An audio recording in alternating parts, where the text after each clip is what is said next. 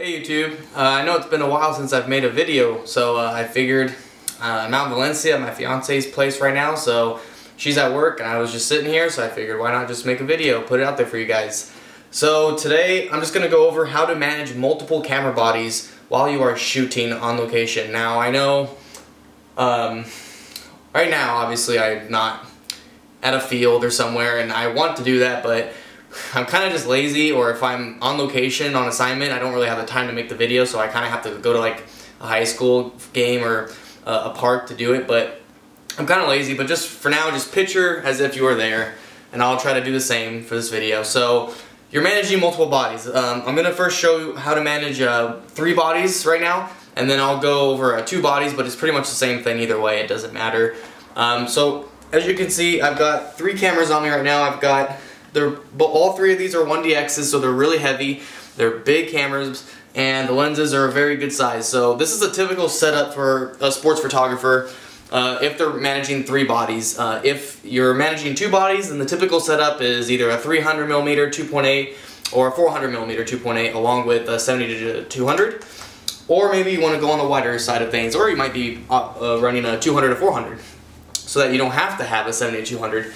Depending on what you're shooting and depending on your personal setup. But I'm going to go over the typical setup. So how you shoot with multiple bodies, it's actually really easy. It can be stressful at first because you're running around or you're sitting in one spot and there's a lot of action going on and you're trying to manage, pick this camera up or go over here and pick this camera up, and it can be really stressful at times, and sometimes you can't pick it up quick enough.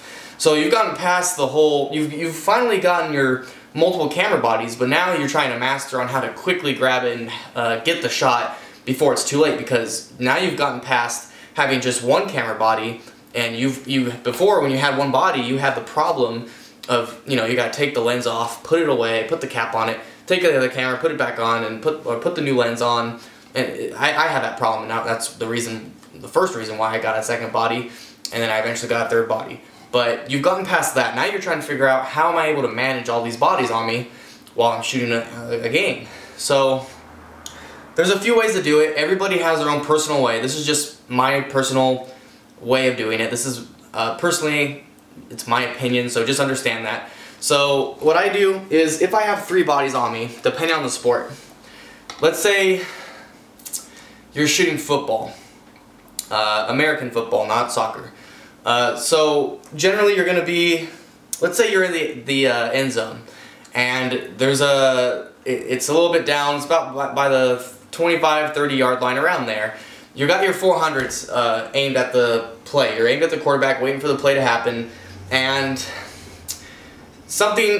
you're by the end zone and the play can come to you. They can throw a deep pass, it could just be a long run, it just depends. But to be ready for that, it's a little bit tricky, but what I do is you want to have your second or third body settings preset.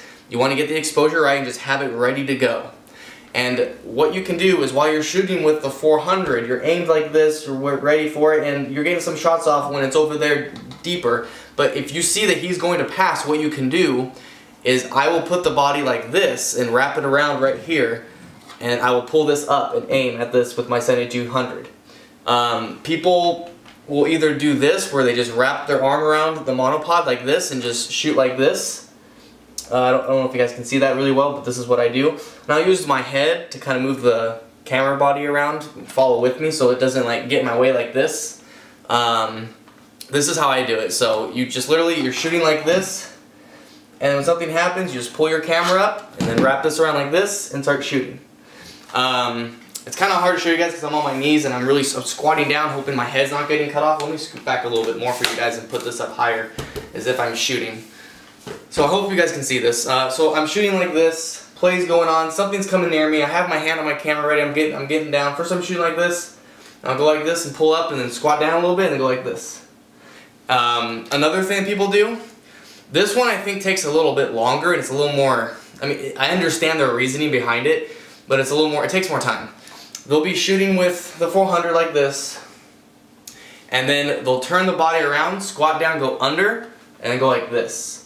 Now, I've tried that and it can work, you just have to pretty much master it. The problem is, if you go back too far and you're going up, The monopod stick, if you go back, it can bounce up like that, and then it'll throw you off, and you'll kind of like start trying to quickly grab it.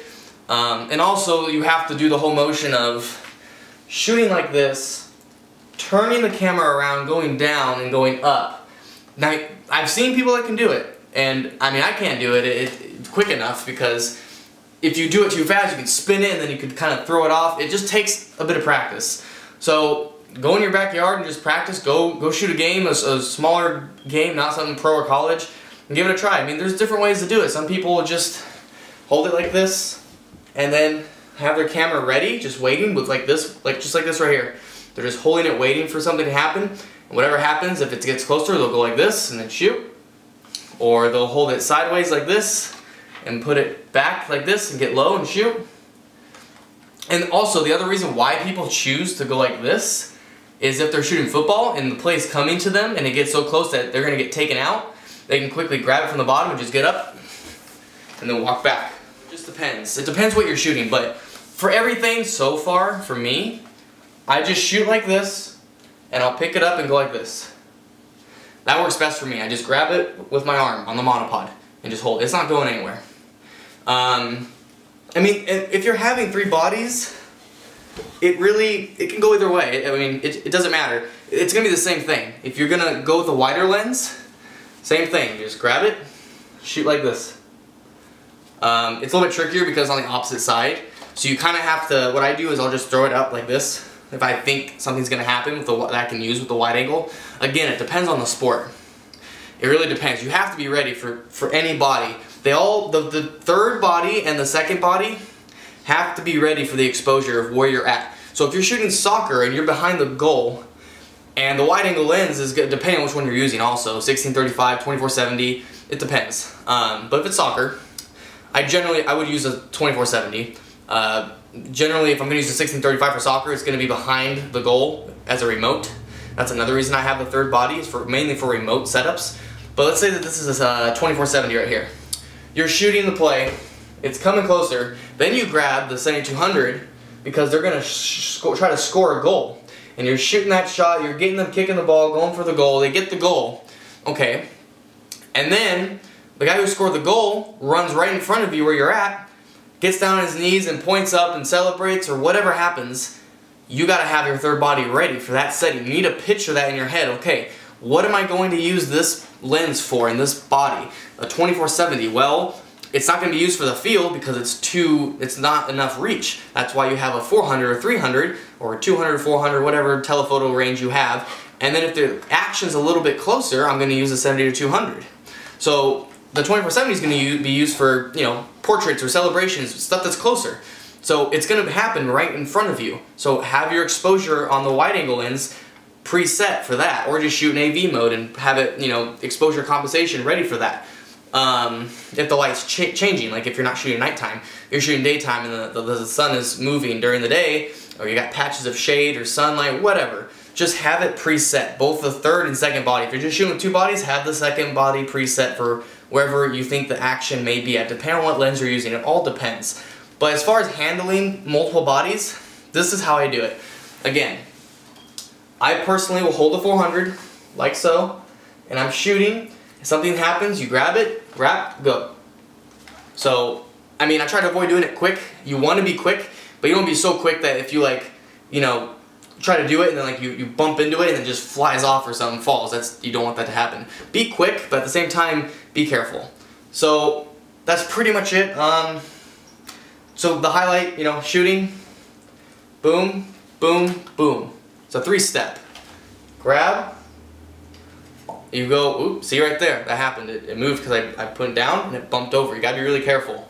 You grab, you're shooting, arm, grab camera, up, shoot.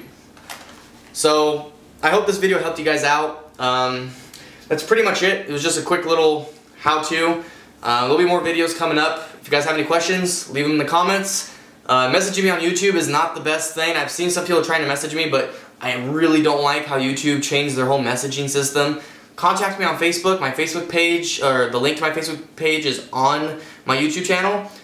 You can Instagram me by sending me a personal message on there. or just Facebook message me or email me. All that information is on my main YouTube page when you go on my profile page. Check it out. Thanks guys, I'll see you around.